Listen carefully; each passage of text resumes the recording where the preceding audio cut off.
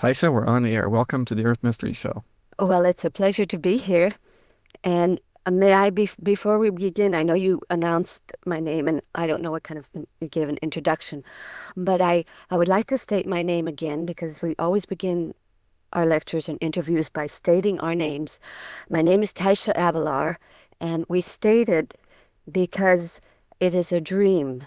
Sorcerers say that when a person reaches the final stages of dreaming, they are what they dream. And so Taisha Abelar is the dream that I am dreaming. So therefore, for magical purposes, we always begin by stating our names, our magical names. So, I was going to ask you to do that because I knew you would want to anyway. oh, thank you. Okay. Let me ask you, just since we're on the name, a little bit more about the name. You met Don Juan, the Yaqui Indian sorcerer who Carlos Castaneda wrote 10 books about. You met him under the name of John Michael Abelar. Yes. The name Abelar means what? Well, Abelar is really is a name that is given to the stalkers of Don Juan's lineage. So if you've noticed, you also come across the name Grau. Right, Florinda Donner Grau, and your teacher, or your Mm. introduction to the sorcerer's world, Clara Grau. Yes. So the the stalkers were given the name Abelar, and the dreamers were given the name Grau, and they alternate generation to generation. So even the Nawals are given Grau. The Nawal Julian was Julian Grau, and so that every other generation, the name alternates. But those are just designators as to the predilection of the person, whether he should be a dreamer or a stalker. Well, Don Juan has also used the name Dilas Grau, hasn't he? Yes, So he would be, Grau. That is Carlos uses that name. Carlos used the name Dilas in some of his. The names really don't. We use many different names depending on what our purpose is, and so then right now I am Taisha Abelar because this is the dream that we're dreaming now, but those things change, and the names just signify the intent that has been set up, and it's like a amalgamation of a particular intent, and that name triggers that dream. I think that I understand from my readings what stalking is. Uh-huh. For the listeners who don't know what the word stalking is, could you give us a brief description of what Yeah. stalking is? Stalking is really the when the assemblage point moves. Now, I think your listeners should be familiar with the term the assemblage point. It's that position on the luminous, when you see the luminous body as a energy conglomeration, there's one place on it that is very well lit up, and that is the center of consciousness, and sources call it the assemblage point.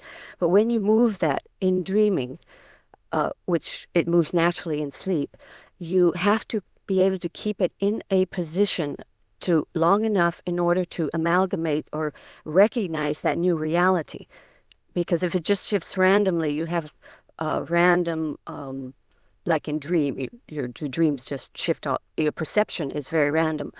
But stalking is the ability to maintain the assemblage point fixed in any particular position after it has been displaced through dreaming. So they really go hand in hand.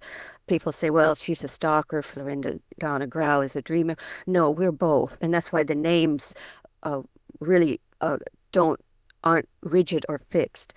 Every dreamer has to be a stalker, because if you don't have that discipline or the ability to keep the assemblage point fixed at any particular position, then the energy is dispersed. You're unable to perceive any reality,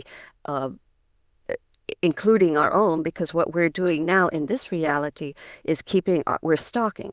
We're stalking our world, the world of everyday life, by keeping our energy center or assemblage point fixed at a certain position, enabling us to perceive the world of everyday life. And stalking on another level is the ability to, let's say, flesh out the reality that we perceive by labeling, categorizing, creating order. And that's what a stalker does. He takes the perceptions that come to him or her uh, directly via his energy body, and he creates order. He creates a structure that is recognizable and real, just as real as the reality of everyday life, because we are also doing stalking. Just we learned it very, very early when we learned to amalgamate perception. And we also learned to do stalking so that we could create the agreement that this, whatever world that we live in, is real. And sorcerers do stalking with other dream positions. So, You've done some very interesting positions from what I've gathered in your life, and if I might tell the listeners about one of them, it was Sheila Waters, the wonderful businesswoman. yes, And you saw a demonstration of that. I saw a demonstration of it, and if I might just tell them a small anecdote, after you were Sheila Waters and when you returned to Taisha Abelar, Huh? I came up just to play with you, and I asked you, would Sheila Waters get coffee for the men? Yes, I remember. And you instantly became Sheila Waters. There wasn't even a microsecond of delay before you answered me as Sheila Waters, so your stalking was perfect. It's one of our, of course, we were very well trained. I mean, all of our adult life really was in the sorcerer's world, and that is what we have become. We have been dreaming different positions. Therefore, I say the names. Sheila Waters is the name of a position of the assemblage point, a dream position. Um, and in order be to shift from one position to the next, the assemblage point has to be absolutely fluid. Um, Stalking maintains it, so it seems to have a rigidity associated with it, but it is not rigid the way we are in our everyday lives, where we maintain this world as the only world, through our reality is the only reality, and we are incapable of letting go. Especially let's say females are tend to be more fluid in that they are not the bastions of the social order, whereas the males, they by just because our reality of everyday life demands it, males need to be the upholders of the great institutions, which are really institutions created in the domain of intent and consciousness. Even our political systems, our religious systems, the legal, the medical professions, all those are areas where uh, we have put energy, and we have built up sociologists call it glosses, or interpretive structures of interpretation, and those structures have to be held in place via energy and intersubjective energy, in order that we can all agree what politicians do or what is done in any other aspect of life. And stalkers then would go into any of these areas and find out what is the structure, what is the interpretive system, that and the energetically, what, not just intellectually, but because we're not, of course, doing any of these things intellectually in our everyday world either. We are the politicians, we are these things, so that a stalker would find out energetically the ramifications of any of these structures and then reproduce them energetically. But going back to what I was saying, the males need to uphold those structures, so their assemblage points are very fixed, rigid. So it's difficult for them to move. They are the masterful stalkers. It's more difficult for them to do dreaming, although of course they do it at night. But if they are going to be doing dreaming like sorcerers do it, they would have to go through the seven gates of dreaming, which Carlos Castaneda, in his book The Art of Dreaming, he outlines each of these gates that a male sorcerer needs to pass through in order to move his assemblage point. Now, females don't have to go through these seven gates. They just can do dreaming very, very naturally. Because their assemblage point is more fluid, and even during their menstrual cycles, the assemblage point already starts to shift slightly off its moorings, and so females, we can perceive things, um, other things more readily that are not permissible within our social framework. In order to get the energy for dreaming or get the energy for perfect stalking, in your book you mentioned, at least Clara told you in your book, The Sorcerer's Crossing, that a woman should be celibate. Is that true for a man also? Well, there's this question is always has charged, of course, with all kinds of attachments and emotional commitments. It depends. If it goes to the back to the sorcerer's conception, idea. It's not an idea, but they have come upon it through their seeing um, how energetic that person is. Now, if a person was conceived with a great jolt of energy, of course, coming from his parents, then he or she may have excess energy that they don't have to be celibate. And they can use that energy to, um, actually, we're not saying people can't get married or have families or anything. They can, there's other avenues that they can express their impeccability in or their sorcerer's training. But if a person does not have the energy within his own energetic body, and by I mean the initial energy that he was given at conception at birth, then it is better for them to conserve that energy and to use it for dreaming. Because sorcerers use, to do dreaming, they use the original sexual energy, and it gets transformed in the energy body. But that's what everyone starts out with, that energy, that one, the basic energy.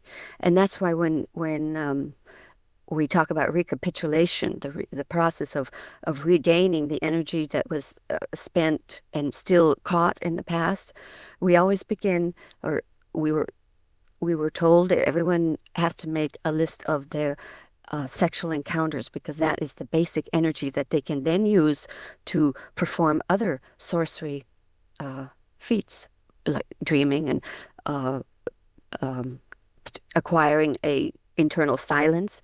Because if you don't have the energy, you can't be silent. And that sounds like a contradiction, but our internal dialogue, uh, it, it's like something was turned on, and it just runs on and on and on, and it takes energy to shut it off, because it's like a self-propelling mechanism that keeps the social structure, the social order moving. These are our internal dialogue, if we pay attention to it, really is a constant reaffirmation of the world as we see it, and in particular of our place in the world, of how we see ourselves, what we want. Sorcerers say now, Don Juan always says that there's a dysfunction, a deterioration that has happened, that has given too much emphasis on the self, that shouldn't really be there for our efficient functioning in our lives. Too much energy, it's an imbalance.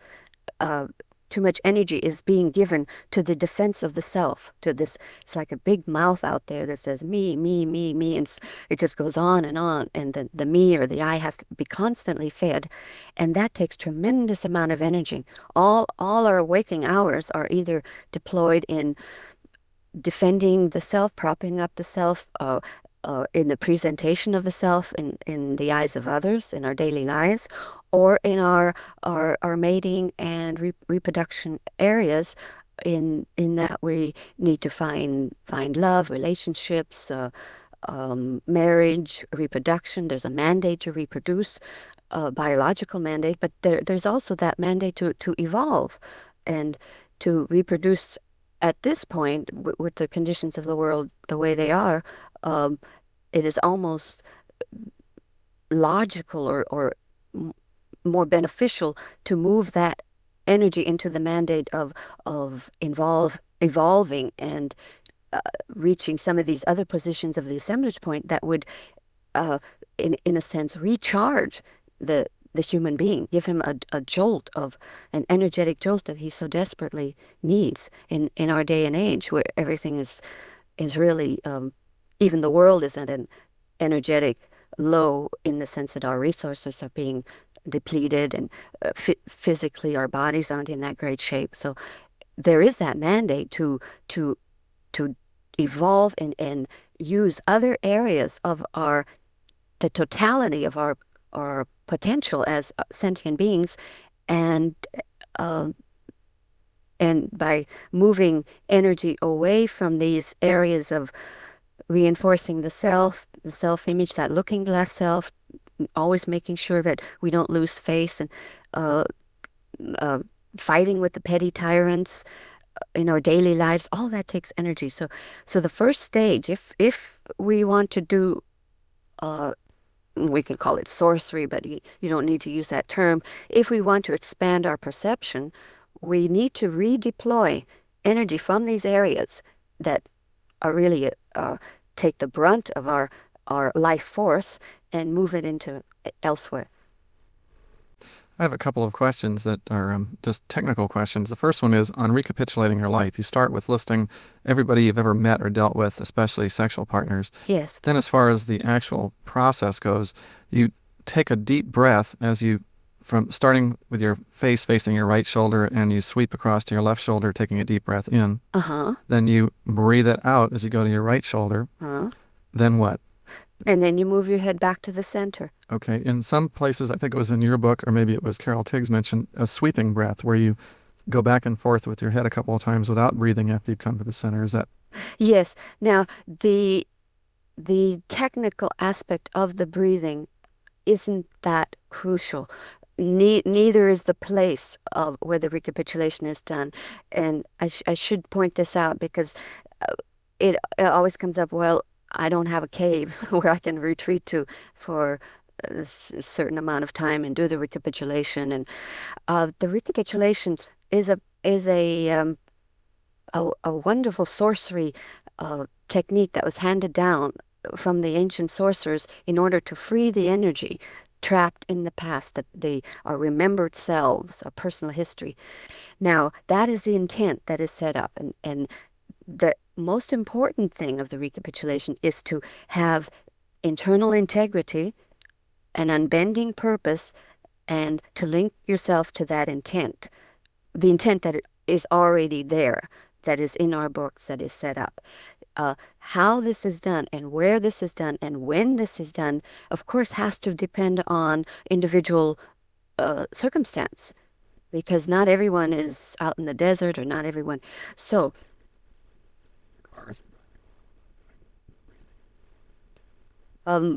Lorinda Donna Grau did an enormous recapitulation on riding through a bus in Mexico down to Oaxaca under horrendous circumstances, if you're familiar with the buses.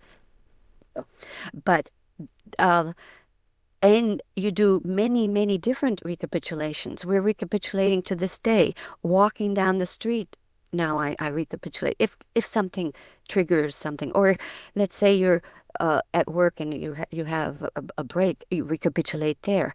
The reason they say that you should start with a list, and ideally you really should begin with some sort of structure, because our concentration is not that well honed at the initial stages. And the list does two things. One, first of all, we start with the sexual experiences, because, again, as I said, that is the main energy that is going to help you to give you the energy to do the other areas.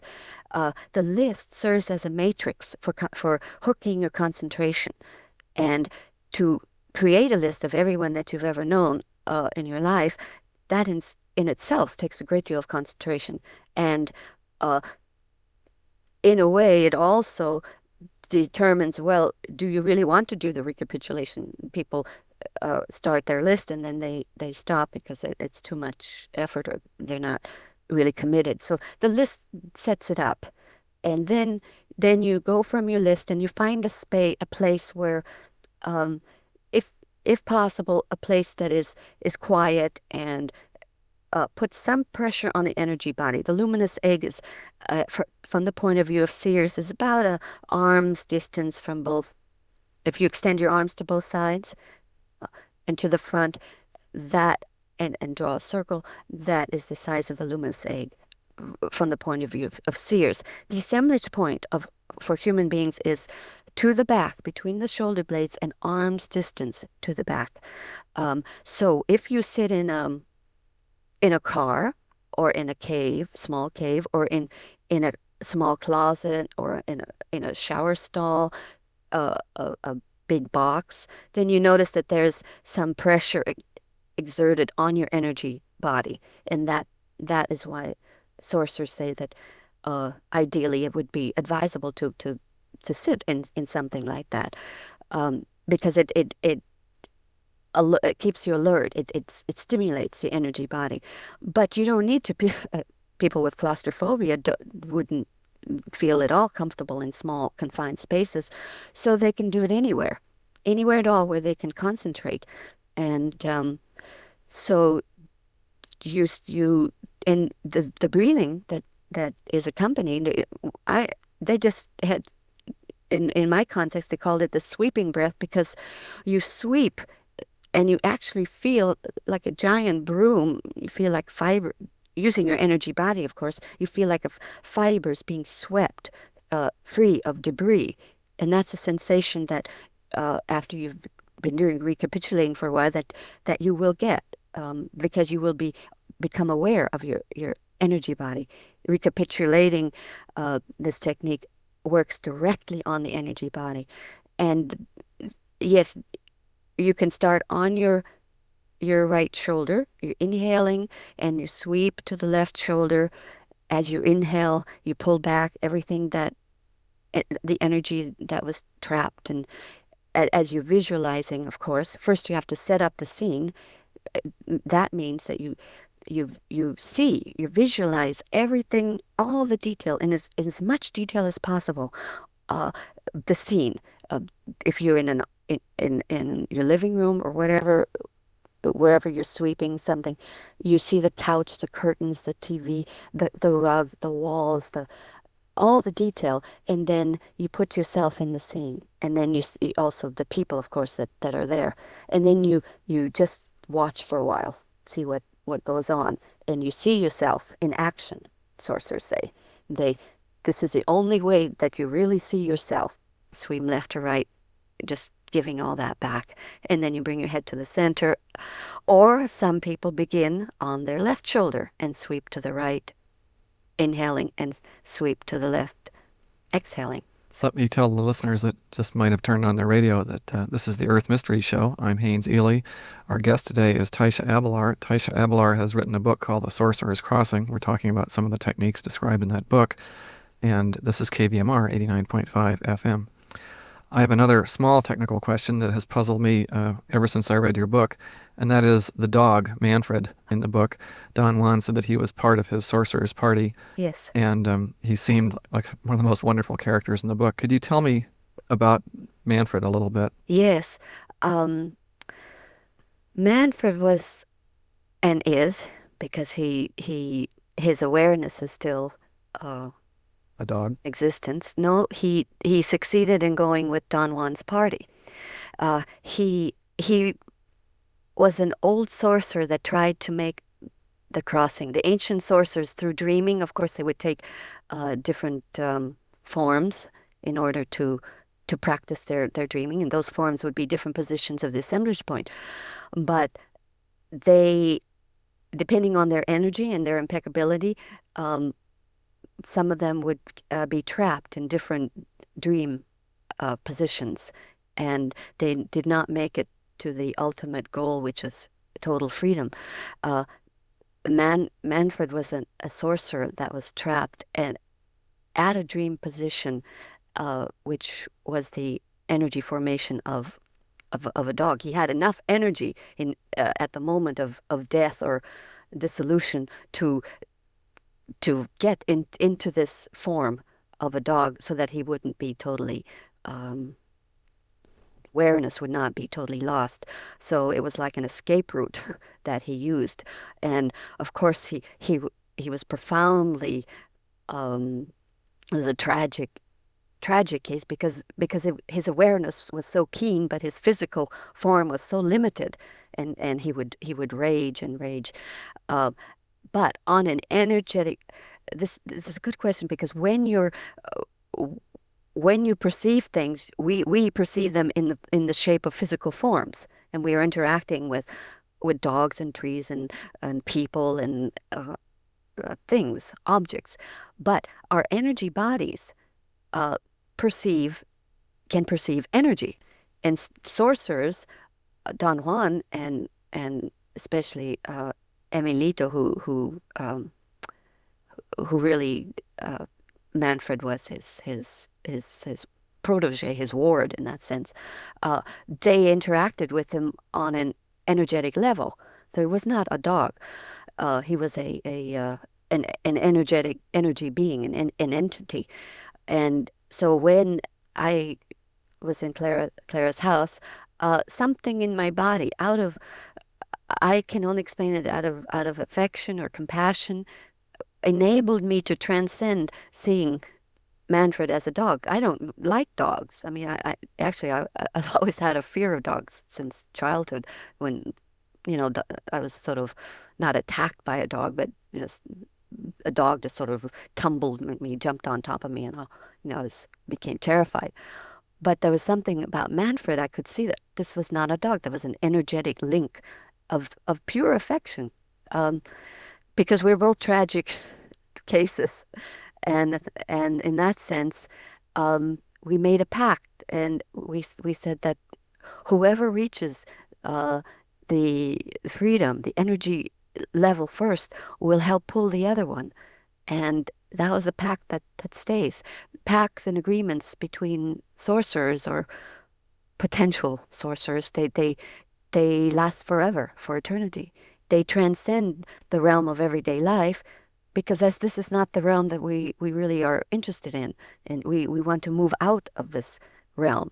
So they have to affection and vows and agreements like that. Purpose has to transcend just the ordinary, the level of everyday life. We're not interested in giving in terms of love, human love that is replaceable as soon as you find something better. Sorcerer affection, it just stays forever. It cannot be replaced. You cannot change the head on the person, um, and now you're loving someone else. And no, those vows stay forever. And we had this agreement, and I'm still in touch with Manfred because he is pulling me. He went with Don Juan when they left. When they reached a certain stage, they felt it was ready to go. It was time to leave, and they were able, because they had the mass, to pull out of the realm of everyday life, which is really saying that they had perfected all these other dream positions and their dream bodies to such a state that they could go uh, with their awareness intact. And of course, Manfred now is the sorcerer that he always was, but he now has the mass of other people, or, I mean, not people, but other sorcerers around him. But we definitely have this link, and he's helping me to be impeccable, Well, just as I. I love dogs and I love dogginess, and everything that Manfred did in that book I still remember as the best part. He would actually protect me, uh, and take me, show me things. And at first, I didn't. At the beginning, of course, I didn't believe it. I thought it was a dog because our rational mind is so strong. The glosses, back to this term of the glosses that we have set up that make the world of everyday life perceivable and agreeable are, of course, so strong. We give all our energy to um, uh, The gloss. structs. At this point, in our daily life, no, human beings give all their energy to The mask of the cell. keep the world in order. Right. But so therefore we see dogs and again trees and things like that. And to break that perceptual bias takes recapitulating, takes energy. Let me take a different tack here for our remaining 20 minutes or so. Yes. I'd like to, I'm not sure if you're familiar with the works of Bob Monroe. He was one of the first guests on my show, but he has written books, Journeys Out of the Body, Far Journeys, basically talking about what he would call astral travel. And his technique that he teaches people involves lying down, relaxing yourself totally to a condition that he calls body asleep, mind awake. And during that process, you take all of your past garbage that you can think of and you make up a dumpster or some kind of garbage can and you visualize all that stuff and you throw it in the garbage can and you close the lid to try and break free of all that attachment. Uh-huh. And then you visualize your energy body, the luminous fibers that the sorcerers talk about, and you try and put as much energy into that as you can. And then from that point forward, you do various techniques to get out of your body, but basically you're becoming a focus of conscious awareness outside the body that can travel anywhere in the universe and do anything it wants. Mm-hmm. How does that different from conscious dreaming or the sorcerer's idea of dreaming? It does if we look at the book the Art of Dreaming, that's really where the whole structure of what the dreaming process is according to our sorcery tradition. It's outlined there in great detail. So I'm going to um, just say here that there are many different stages and or gates of dreaming that you go through. Now, what you've been describing is a it has similarities to some of the stages of dreaming. Yes, that first first you need to recapitulate. Except this sounds like a very fast process. Recapitulating takes you can't just visualize and throw everything into a dumpster. You have to take every situation because energy is trapped. Every memory, e- every experience that we've had in our lives is trapped in at really a tissue, a cellular level, and the more we go back to the details, the more we release everything in our, let's say, physical bodies. We're not just interested in astral or energy body. Um, so the we want to first cleanse the memories that trigger our behavior as we go through everyday life in the world. Um, then the relaxation, yes, you first stage of dreaming, you would relax, and there's that twilight zone between sleep and being awake, and you enable to you let go of your memory of the physical body. But if the physical body is so full of emotional emotionally charged memories, or if you can't quiet your internal dialogue, then you won't be able to relax and let go to even get into the that dream state. So everything works hand in hand. A recapitulation enables you to do dreaming by focusing your concentration, by allowing your physical body to release all those charged emotions and allowing it to be empty and fluid. Then, then you do let go, and you can either do dreaming while you're asleep, and if you're asleep, then you have to have that control of controlling what your perception is via finding your hands or any other object in the room. But that in itself is tremendously difficult unless you've already honed your concentration and your energy body, the awareness of your energy body. So, oh, are you here? Yes, on here, there's something weird there. Is that from you or from me? Not from me. Oh, I've changed channels. Okay.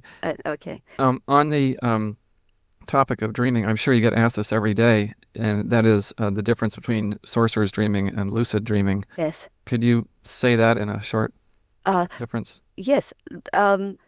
If you're really lucid, you're doing sorcerer's dreaming. If you have the awareness and control in your dream, then you're doing dreaming. Your assemblage point moved, and uh, you can act in that dream as if you were awake. Don Juan said that the universe is a predatory universe, that there's somebody out there that wants your energy whenever you get a little bit more.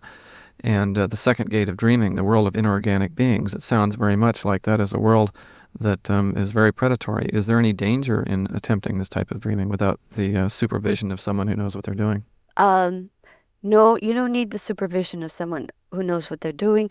What you need is sobriety and control. You yourself have to know what you're doing because you go into these dream stages alone. Um, Females, of course, don't have to worry because they're so fluid. They just flow in and out. They move their assemblage points, and the universe, according to sorcerers or seers, is basically female energy, and these predators, the inorganic beings, are more after male energy. But um, what un, you don't, and this is where the danger is that you can get trapped. But the traps are really if you indulge, if you haven't recapitulated, and you're not fluid enough to um, not indulge in emotions like fear or affection, because the inorganic beings, they cater to to our emotions. They want to give us what we want. Inorganic beings are really just energy formations. We don't want to think of them as beings from outer space, or they're energy that seeks energy. And unless if you're totally indulging and uh, haven't recapitulated and haven't don't have the control, then you become more or less a victim. For example, let's say if in your everyday life we call it the poor baby syndrome. If you're always the victim and people are doing everything to you, and you complain because the world isn't giving you this and that, you have this sort of defeatist attitude, and then you go into dreaming. Well, you're taking that with you. You take your energy body with you. Poor baby me. Is that the modality?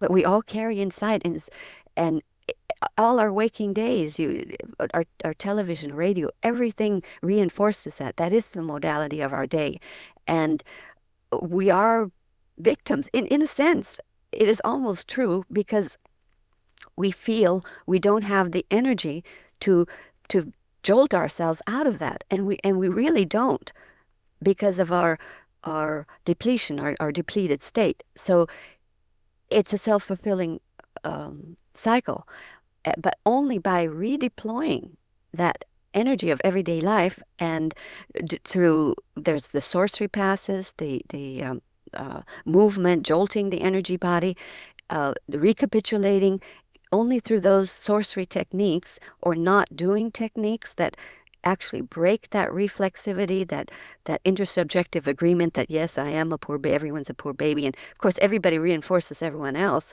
by giving solace and let me tell you my problems, and you don't understand me.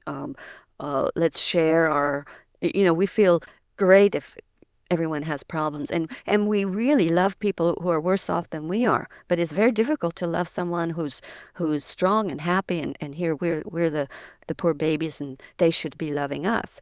So it's hard to give affection, but everybody wants affection.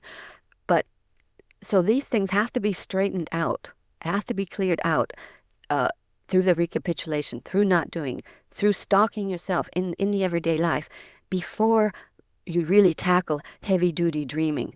Then if you've straightened those areas out, and if you have a strong energy body, then you go into dreaming like a warrior, like an impeccable being. And what can touch you? Because what can touch you in this world? If anything can deplete you and weaken you and call forth these poor baby things, or self-importance, I'm the greatest thing that ever lived in the world of everyday life, then you know for a fact it's going to come up in your dream realities. And that was the death trap, the pitfalls of the ancient sorcerers who were masterful dreamers. They could dream, go take tremendous journeys into different folds of the braid, like the different levels of reality, peels of the onion, no matter how astral plane, I don't, however you want to call it, the terminology doesn't matter. They would move their assemblage points to all these different levels. But because of egomania, they were so rigid in their assertions of the self, and you take yourself into dreaming, uh, they got stuck there. They got, let's say, bought by the inorganic beings, and they became their slaves in that sense because of the power that they received from uh, areas of dreaming. Given this knowledge that the sorcerers are now distributing to the world in the form of books and talks, Mhm. wouldn't the answer be for us as a society or as a race to begin the recapitulation project in childhood for parents to teach their children recapitulation, to sit around and do it together to try and break this tyranny of the self before it ever begins? Um, yes, they could break that self-importance before it begins, but not the recapitulation in terms of well, first the parent needs to recapitulate in order to serve as a model, let's say, for the child. Parents, of course, the child emulates the position of the assemblage point of the parent, and if whatever the parent is, that's what the child is going to copy and emulate. So if the parents, especially mothers who are so close in contact with their children, uh, recapitulate and, like you said, get clear out these areas of self-importance, then the child won't even focus on these things. They'll be doing their work. They'll be learning. They'll be expanding the perception. They'll they won't get twisted energetically the way we have become because of a lack of awareness. Um, you can recapitulate together with your children, but it's more advisable just to clean up your life first and then serve as an example to the child because they don't have all that much to recapitulate. I mean, Right. I was thinking if they just held on to their original energy so they wouldn't lose it and recapitulated starting at an early age, yes, they would never come to the point where they'd have to spend years recapitulating. They would be a natural thing. they go out into the world to, or they they'll be able to see what goes on. But that really comes from the parents' awareness. If they don't have that impeccability of let's say giving affection without expecting things into return, not this merchant mentality that we all have, that is again a modality of our day, that we always want some, what's in it for me. Then if if the parents don't have, if they cling to that, then the child doesn't have a chance. But if they recapitulate and be impeccable parents, then those children will be impeccable children, and they will have what Don Juan calls perfect tonals. That is their their being that is in the world of everyday life will be energetic, strong, and will have a positive outlook, and will be able to function in the world on a high energetic level rather than being defeated by the world and the challenges that we all have to face on a day-to-day basis. What do you see the future of the world in general as, considering that the modality of the time now is the poor baby me and the merchant mentalities you mentioned? Hmm. What hope is there for the spirit of the world in general? Um, it's very bleak in the sense that everywhere you look, the egomania is rampant. And you can see it. Just look for yourselves. Just open your eyes for a moment, and if we look around us at what's on television, the media, what we encounter at work, of what messages are being uh, given us via the media and our world policies, and we see that the world our resources are being depleted, and yet we don't want to really change our lives, and so it's a downward spiral. Could the energy assemblage point of the world itself be shifted so that all this changes in a blink of an Um, in the blink of an eye, you would need a cataclysm, and sorcerers say that when they see that, yes, there were times where the assemblage point of the world shifted. Uh, Maybe the Ice Age or great cataclysms uh, that actually shifted the Earth was actually shifted on its axis at one point. Some people say it actually reversed its rotation. Um, but those of course are not within our conceptual range. But to shift now, you would need a total upheaval to shift suddenly. But you can shift gradually. Um, you can, but in order to do this, you can't say, let's save the rainforest, and then you drive your Mercedes or build your house of wood or something like that. You have to start with yourself. You have to move your assemblage point as an individual, and then set up a new arc of intentionality, the sorcerer's intent. As it is, we are our assemblage points are fixed, and that spot is getting weaker and weaker. Um, because the position of the assemblage point was not always there on our energy being, just as it wasn't there on the totality of the earth itself. It has shifted over the ages, and it can shift now, and that is what sorcerers, that is our really our hope, and why we are addressing people at this point, because we know that it is possible to move the assemblage point, and when you do that on an individual basis, you can attract what the sorcerers call a critical mass. Others will also be able to move their assemblage points, because now we are building a new intersubjective agreement that people who have recapitulated or who are starting are able to say, yes, I see a difference.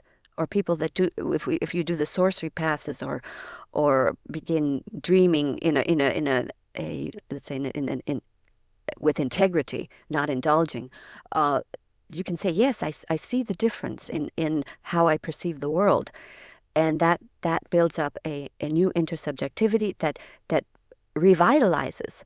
It will revitalize the world, but only if you revitalize your own energetic self. And then, of course, our children, if what we talked about a moment ago, if the parents are vital, strong human beings, our children will also reflect that.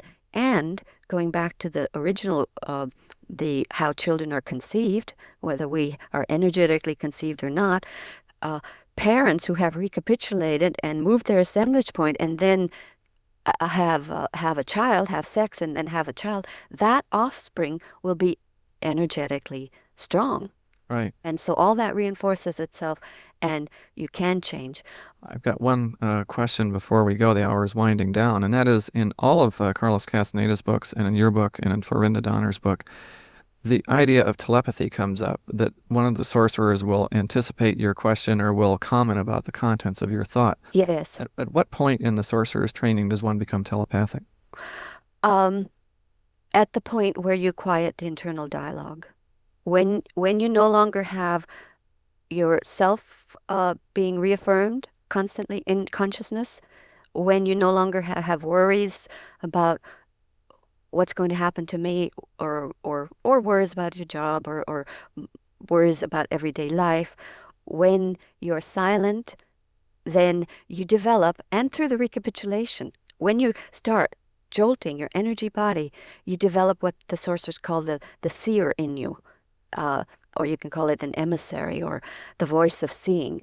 And that is just something that tells you, it doesn't have to be verbal, it's a feeling that, oh, they're thinking this. And sometimes you can even hear the thoughts of the other person. You were a Buddhist monk for a number of years. You stalked the position of a male Buddhist monk. Yes. Does that position of quieting the internal thinking result from that discipline? Um, there's, of course, there's many meditation techniques, and the monks are of any, it doesn't have to be Buddhist, any sect or uh, Zen, they that is their goal to quiet inside. Um, Originally, no, I had already done the recapitulation prior to any of this and some of the not doing techniques, so I was able to stock these positions. Um, but that is not to say that if you practice Zen meditation, you can't quiet your internal dialogue. There's many meditation techniques that shut off the internal dialogue, but that is not enough. That's one thing I'd like to say is just to have a quiet have it quiet inside is fine, but what happens when you go back to work and you're surrounded by people and an angry boss and or at home and your children and people are yelling at you and uh, you want to be able to have uh, silence and equanimity and resolve in any situation. So we were always sent back in into work situations, into school academic situations, where we would practice quieting the internal dialogue, not not really sitting in zazen or in a cave or someplace where you can practice uh, meditation. Because I know that, and I've talked to Buddhist monks now, the Tibetan monks that have come to Los Angeles, and they say it's very difficult to maintain their equanimity. And the same thing happened in China when the Chinese went up to the mountains where the Taoist temples were and more or less turned them into tourist spots. The monks say that now that the world has entered their domain, they have destroyed some of the silence and that they have built up, which is true. But sorcerer is saying, build up your silence, not on a mountaintop, but within yourself. And that is what quieting the internal dialogue means to us I think we're going to have to end at that point. of a city. Our guest today on the Earth Mystery Show is Taisha Abelar. She's written a wonderful book called The Sorcerer's Crossing. I'd highly recommend reading that, and I'd recommend reading that in conjunction with Florinda Donner's book, Being and Dreaming, and Carlos Castaneda's book, The Art of Dreaming. The three of them really paint a picture that's hard to describe on the air. Taisha, after I invited Florinda Donner to come up and do a seminar or lecture or be in our area, she said she would, or she would like to. And we had a tide of phone calls and letters saying, let me know, I want to hear those people. Uh-huh. I'm extending the same invitation to you and to Carol Tiggs. Please put it into your dreams to come to the Grass Valley, Nevada City area, and let us see you in person. We would love to come up there.